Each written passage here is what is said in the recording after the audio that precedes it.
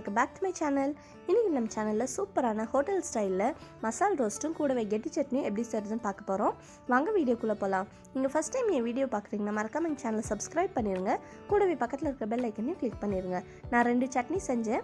ஆனால் 2 சட்னியுமே நம்ம வீடியோவில் போடணுன்னா ரொம்ப டைம் ஆகும். அதனால தான் ஒரு சட்னி போடுறேன், இன்னொன்று நெக்ஸ்ட் வீடியோவில் போடுறேன். ஃபஸ்ட்டு மசால் செய்கிறதுக்கு ஒரு குக்கர் வச்சுக்கலாம். அதில் ஃபஸ்ட்டு சன்ஃப்ளவர் ஆயில் ஊற்றிக்கலாம்.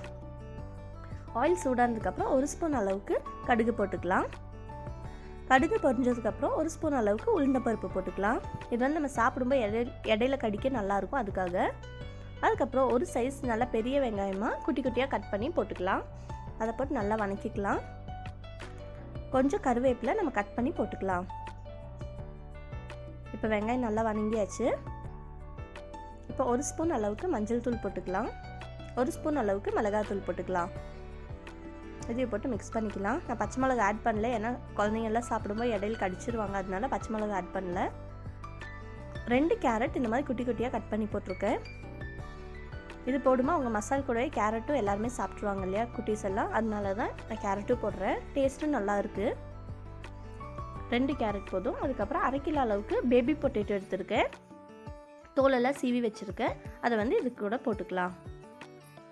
உங்கள்கிட்ட பேபி பொட்டேட்டோ இருந்தால் ஃபுல் பொட்டேட்டோவை போட்டுக்கலாம். இதே பெரிய பொட்டேட்டோன்னா நீங்கள் கட் பண்ணி போட்டுக்கலாம். ஆனால் தோல் சீவிட்டே போட்டுடணும். அப்போ தான் நமக்கு வெந்ததுக்கப்புறம் மேஷ் பண்ணுறதுக்கு ஈஸியாக இருக்கும். தோலோடு போடக்கூடாது. தேவையான அளவு உப்பும் போட்டுக்கலாம். ஒன்று கூட நல்லா மிக்ஸ் பண்ணி விட்டுருங்க. இப்போ தண்ணி ஊற்றிக்கலாம். பாருங்கள், இந்த அளவு தண்ணி ஊற்றினா போதும். ஒரு 3/4 கிளாஸ் அளவு தண்ணி ஊற்றினா போதும். ரொம்ப தண்ணி வேண்டாம், பின்ன மசால் ரொம்ப தண்ணி ஆயிடும். 3/4 கிளாஸ் அளவு தண்ணி ஊற்றி கொஞ்சம் மல்லி இலையும் போட்டு நம்ம குக்கர் க்ளோஸ் பண்ணி வச்சிடலாம். இது ஒரு 3 to 4 விசில்ஸ் வரட்டும். இப்போ பாருங்கள், இப்போ விசில்லாம் வந்துடுச்சு, ப்ரெஷர்லாம் அடங்கியாச்சு. இப்போ நான் ஓப்பன் பண்ணுறேன். பாருங்கள், நான் 3/4 கிளாஸ் தண்ணி தான் ஊற்றிருந்தேன். அப்போவும் கொஞ்சம் தண்ணி எக்ஸ்ட்ராவே இருக்குது. அதனால் நீங்கள் அதிக தண்ணியெல்லாம் ஊற்றணும்னு தேவையே இல்லை. இந்த 3/4 கிளாஸ் அளவு தண்ணியை ஊற்றிக்கலாம். இப்போ கேஸ் திருப்பி ஆன் பண்ணிட்டு அந்த தண்ணியெல்லாம் வற்ற வச்சிடலாம். சுண்டுட்டும் தண்ணியெல்லாம். பாருங்கள், இப்போ தண்ணியெல்லாம் சுண்டியாச்சு.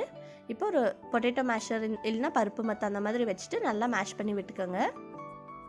பாருங்கள், எல்லா சைடுமே நல்லா மேஷ் பண்ணி விட்டுக்கலாம். இந்த மாதிரி செய்யும்போது நமக்கு தோல் உரிக்கணும்னால தேவையே இல்லை.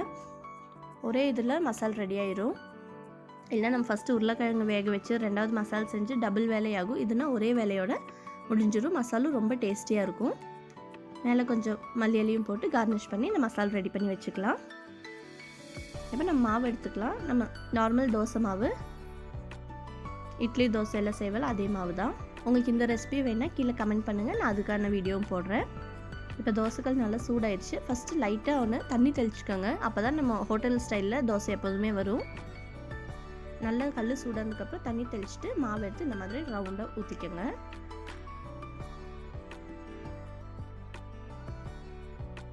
அழகாக ஊற்றியாச்சு. இப்போ இதில் வந்து ஆயில் இல்லைனா கீ ஏதாவது ஊற்றிக்கலாம். எல்லா சைடுமே ஸ்ப்ரெட் ஆகிற மாதிரி ஊற்றிக்கலாம். இப்போ ஒரு ஹாஃப் வெந்ததும் ஒரு தோசை கரண்டி வச்சு இந்த மாதிரி எல்லா சைடுமே தேய்ச்சி விட்டுக்கலாம். ஏன்னா நம்ம டபுள் சைடு திருப்பி போட போகிறதில்ல, தோசையை டபுள் சைடு குக் பண்ண போகிறதில்ல. அதனால நல்லா இப்படி தேய்ச்சி விட்டதுக்கப்புறம் நம்ம ரெடி பண்ணி வச்சுருக்க மசாலாவை உள்ளே வச்சுக்கலாம். ஸ்டஃப் பண்ணுறது இந்த மாதிரி நீங்கள் நடுவுலையும் வச்சுக்கலாம், இல்லை ஸ்ட்ரைட்டாக இப்படி வைக்கிறதுனால வச்சுக்கலாம். அது உங்கள் இஷ்டம். இந்த மாதிரி ஸ்ட்ரைட்டாக வச்சிட்டிங்கன்னா எல்லா சைடுமே ஸ்ப்ரெட் ஆகிக்கும். ஸ்ப்ரெட் ஆகி ஃபோல்டு பண்ணிட்டிங்கன்னா நம்ம சூப்பரான மசால் ரோஸ்ட் வீட்டிலே டக்குன்னு ரெடி ஆயிரும். பாருங்கள், எவ்வளோ மொறுமொறுன்னு கிறிஸ்பியாக சூப்பராக வந்திருக்கு. நல்லா கோல்டன் கலரில் சூப்பராக ஹோட்டல்ஸ் கலர்லேயே வந்திருக்கு. இப்போ இதுக்கு சட்னி எப்படி ப்ரிப்பேர் பண்ணுறது பார்த்துக்கலாம் வாங்க. நான் கோகனட் சட்னி செய்கிறதுக்கு ஒரு ஹாஃப் கோகனட் எடுத்திருக்கேன். நல்லா முத்தின கோகனட்டாக இருக்கணும். அது வந்து நல்லா துருவியே வச்சுருக்கேன். ஓகே,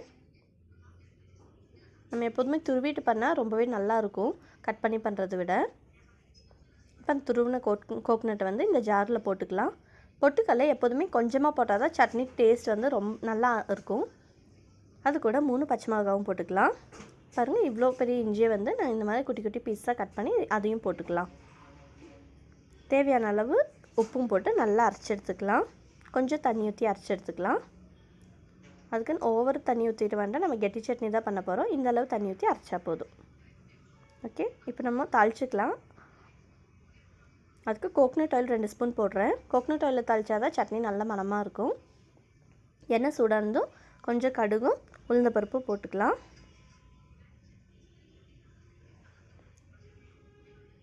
பண்ணிவிட்டு கொஞ்சம் உளுந்தப்பருப்பு பொரிஞ்சதுக்கப்புறம் கொஞ்சம் மல்லியலையும் கருவேப்பிலையும் கட் பண்ணி வச்சது போட்டு நம்ம கேஸ் ஆஃப் பண்ணிவிட்டு நம்ம சட்னியில் இதை ஊற்றிக்கலாம்.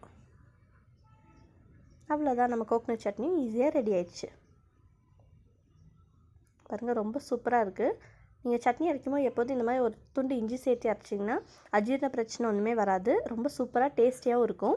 நீங்கள் கண்டிப்பாக ட்ரை பண்ணிட்டு உங்கள் கமெண்ட்ஸ் என்கிட்ட ஷேர் பண்ணுங்கள். உங்களுக்கு என் வீடியோ பிடிச்சிருந்ததுன்னா மறக்காமல் லைக் பண்ணுங்கள், ஷேர் பண்ணுங்கள், சப்ஸ்கிரைப் பண்ணுங்கள். உங்கள் ஃப்ரெண்ட்ஸ்கிட்ட எல்லாம் ஷேர் பண்ணுங்கள். தேங்க்யூ ஃபார் வாட்சிங்.